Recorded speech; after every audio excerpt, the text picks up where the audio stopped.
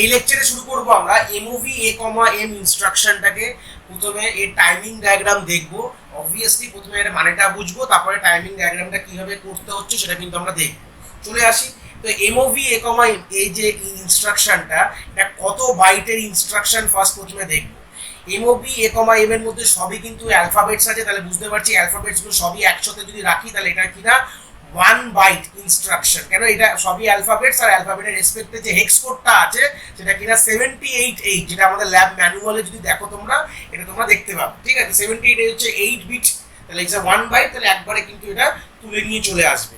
তো তুলে নিয়ে আসার পর মাইক্রোপ্রসেসরকে কিভাবে মাইক্রোপ্রসেসর কাজ করবে যদি ভাবি, what will microprocessor will do, simple. এখানে অনেকগুলো গল্প আছে। এম ইন্ডিকেট কি করে এখানে এটা জানতে হবে। What is the meaning of M? তো এম মানে হচ্ছে এইচএল পেয়ারের কন্টেন্ট। কি বললাম?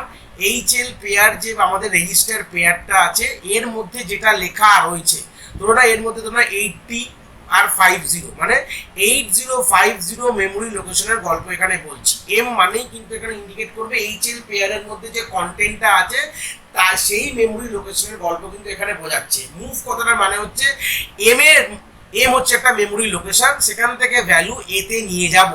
এর মানেগুলো আমি বলেছিলাম, ডেটা যখন আমরা ট্রান্সফার ইনস্ট্রাকশন যখন ডিসকাস করছিলাম মানেগুলো বলেছিলাম। এটার মানে হচ্ছে যে এম হচ্ছে এইচএল পেয়ারের মেমোরি, যা এইচএল পেয়ারে যা লেখা আছে এটা কন্টেন্ট। 80 কি কন্টেন্ট, মানে এটা মানে একটা মেমোরি লোকেশনকে আইডেন্টিফাই করছে। তার মধ্যে যে ডেটাটা আছে সেটা কোথায় নিয়ে যাব, ওটা আমি এতে 1 মিনিটের মধ্যে রিড করব। ঠিক আছে, তাহলে আমাদের এইচএল পেয়ারের মেমোরির যে লোকেশনের যে কন্টেন্টটা আছে, তা সেই মেমোরি লোকেশনে যে ডেটাটা আছে সেটাকে আমি এতে নিয়ে যাব, এটা বোঝাচ্ছে। তো এটা অ্যাকচুয়ালি হচ্ছে 1 বাইট ইনস্ট্রাকশন।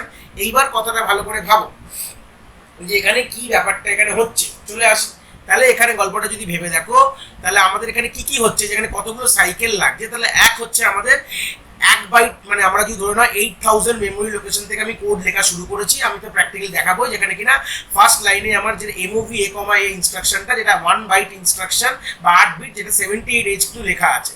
তো এইটাকে পুরো তুলতে আমাদের লাগবে হচ্ছে ফেজ সাইকেল। এটা কিন্তু আমরা উই নো দ্যাট থিং। তাহলে আমাদের লাগছে শুধু ফেজ সাইকেল, তো লাগছে আমরা জানি। আচ্ছা দাদা কি লাগছে, এবার পুরোটাতে একবারই ফেজ হয়ে গেল, মানে তুলে নিলাম। তাহলে আমাদের ফার্স্ট 4টে দিয়ে আমাদের লাগছে ফেজ সাইকেল, এটা তো আমরা বুঝে গেলাম। তো এই ফেজ করার পর তাহলে কি করবো যদি ভাবি, ফেজ করার পর একটা বুঝে গেল যে কি কাজ এইচএল মেমোরি, এইচএল রেজিস্টার পেয়ারের মধ্যে যে কন্টেন্টটা আছে সেটা ইন্ডিকেট করছে একটা মেমোরি লোকেশন, যেটা এম হিসাবে ইন্ডিকেট করছে। তো ওখান থেকে এটা তুলে আনা। তো তুলে আনা মানে কি, রিড, তাহলে কাজটা তো এক্সিকিউট করবে, তাহলে এটা তার মানে হচ্ছে রিড করবে। তাহলে আমাদের দুটো সাইকেল লাগছে, একটা হচ্ছে ফেচ আর একটা হচ্ছে রিড। এটা কিন্তু আমি নর্মাল যখন ইনস্ট্রাকশন পড়াই তখন আমি এটা ডিসকাস করেছিলাম। তো যখন আমরা রিড করে নিলাম, তো হিসাব মতন ফেচের জন্য লাগছে 4টে, আর হচ্ছে রিডের জন্য লাগছে হচ্ছে আমাদের 3টে। এই হচ্ছে বিষয় ভিত্তিক গল্প। তো চলে আসি, এটারই একটা আমরা টাইমিং ডায়াগ্রামটা চলে আসি আঁকি। তো দেখতে পাচ্ছ আমরা এখানে যাদের টাইম বাঁচানোর জন্য আমি এখানে অলরেডি করে রেখেছি। T1 থেকে T7 আমরা লাস্ট লেকচার থেকে যারা দেখছো এটা কোনো ব্যাপারই হবে না, আমরা এটা অলরেডি ড্র করে রেখে দিয়েছি।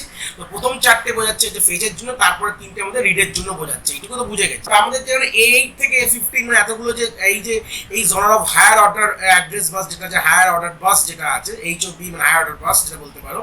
আর এটা হচ্ছে A8 AD7, অ্যাকচুয়ালি এটা AD7 থেকে AD0 যেটা আছে এটাকে কি বলা হয়, লোয়ার অর্ডার বাস। ঠিক আছে, এই হচ্ছে বিষয় ভিত্তিক গল্প। একটু ছোট করে নিই, তোমার দেখতে সুবিধা হবে। লোয়ার অর্ডার বাসের মধ্যে এই ব্যাপার রয়েছে। এবার কি করবো, তাহলে ভালো করে প্রথমে দেখো এখন প্রোগ্রাম কাউন্টারে কি লোড হয়েছে। ফার্স্ট যে অ্যাড্রেসটা যেখান থেকে আমি তুলে আনবো, যেটা 8000, তাই তো 8000 অ্যাড্রেসের মধ্যে 78 লেখা আছে, তাহলে প্রোগ্রাম কাউন্টারে লোড হয়েছে 8000।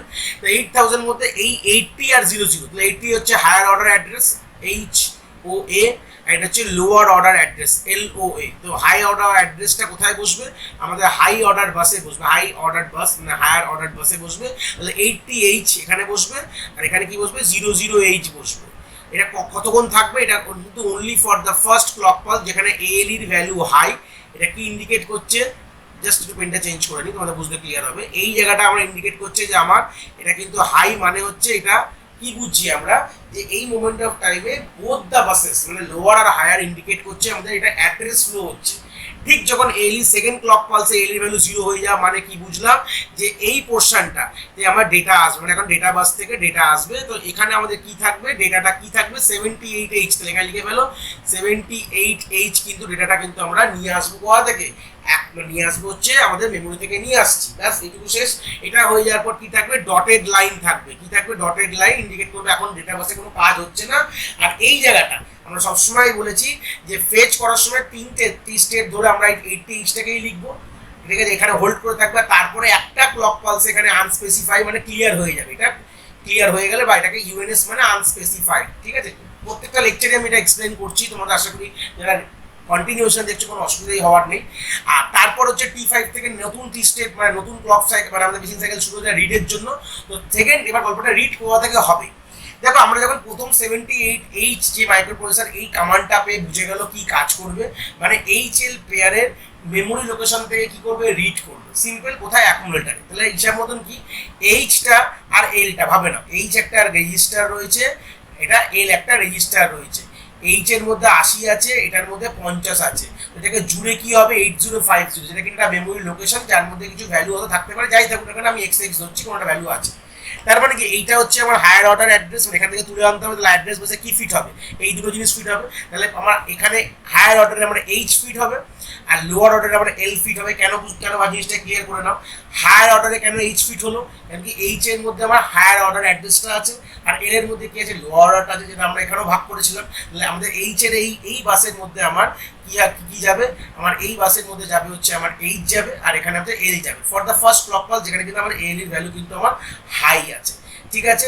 যেই আমাদের ফার্স্ট ক্লক পালস এসে গেল, তাহলে কি হবে, এবার ডেটাবেসে লোড হবে। ডেটাবেস থেকে ওই এইচ আর এল এর যে মেমোরি লোকেশন থেকে এই এক্স এক্সটা লোড হয়ে আসবে। তাহলে এখানে আমি লিখবে রিড টু অ্যাকুমুলেটর, মানে RTA।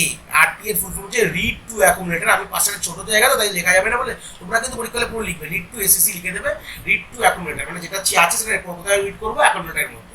এই হচ্ছে বিষয় বৃত্তান্ত আমাদের বাসের গল্প, আর বাদ বাকিটা এটা ডটেড করে দেবে।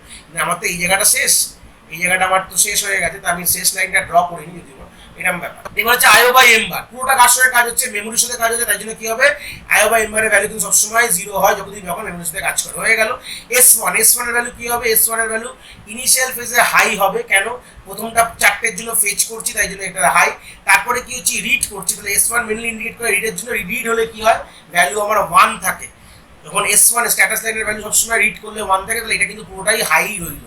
আর S0 তো যখন ফেচ করবো তখন তো S0 ভ্যালু হাই থাকবে, আমরা এরকম করে হাই করে দেবে। কিন্তু যখন রিড করি তখন S0 ভ্যালু মানে আমাদের স্ট্যাটাস লাইন 0 ভ্যালু কিন্তু লো হয়ে যায়। এটা কিন্তু সব আমরা টেবিল থেকে সবই জানি, এটা আমরা বিগিনিং লেকচারসেই আমাদের প্রিরিকুইজিট বা ইন্ট্রোডাকশন টাইমিং ডায়াগ্রামে এই টেবিলটা আমরা প্রথমেই পড়ে নিয়েছি। ওটা একবার দেখে নিলে কিন্তু আমাদের এগুলো করতে কোনো অসুবিধাই হবে না।